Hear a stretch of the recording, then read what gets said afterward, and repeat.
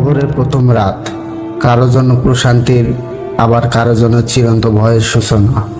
এই যে ভিডিওতে লোকটি দেখছেন, তার নাম জাহিদ, পেশা ব্যবসায়ী, বয়স 45, অবস্থা সমাজে সম্মানিত, পরিবারে আদর্শ বাবা, কিন্তু আল্লাহর সাথে সম্পর্কটা ছিল বেশ দুর্বল। জাহিদ সেদিন অফিস থেকে ফিরছিল, হঠাৎ গাড়ি অ্যাক্সিডেন্ট, মুহূর্তেই সব অন্ধকার। হাসপাতালে নেওয়া হয়েছিল, কিন্তু ডাক্তার জানালো ইন্না লিল্লাহি ওয়া ইন্না ইলাইহি রাজিউন। জাহিদ জানতো না আজই তার জীবনের সবচেয়ে গুরুত্বপূর্ণ রাত।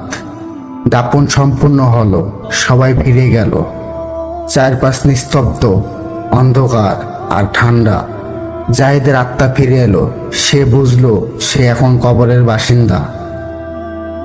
হঠাৎ করে সে শুনতে পেল ভয়ঙ্কর আওয়াজ, মার রব্বুকা, তোমার প্রতিপালককে। জাহিদের মুখ থেমে গেল।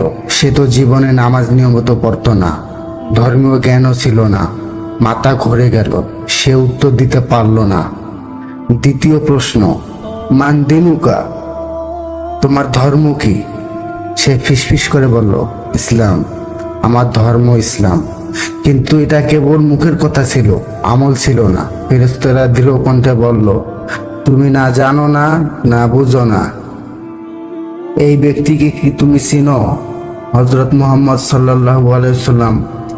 জাহিদ বলল, আমি শুনেছি তার নাম, কিন্তু তার সুন্নাহ মানিনি, ভালো করে জানিও না।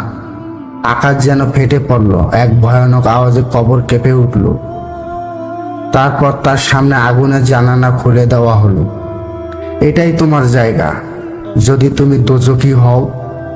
একটি ভয়ানক প্রাণী এলো, যার মুখ কালো, পোশাক ভয়ঙ্কর, দুর্গন্ধযুক্ত। সে বলল, আমি তোমার খারাপ আমল, আমি আজীবন তোমার সঙ্গী থাকব।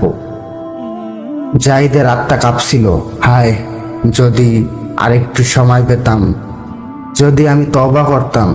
কিন্তু এখন আর কিছুই করার নেই, দুনিয়ার সব সুযোগ শেষ।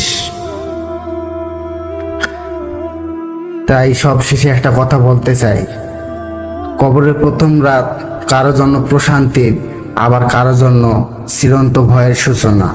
আমাদের উচিত এখনই আল্লাহর দিকে ফিরে যাওয়া। নামাজ, তওবা, ভালো কাজ, এগুলোই হবে সেই রাতে আমাদের বন্ধু।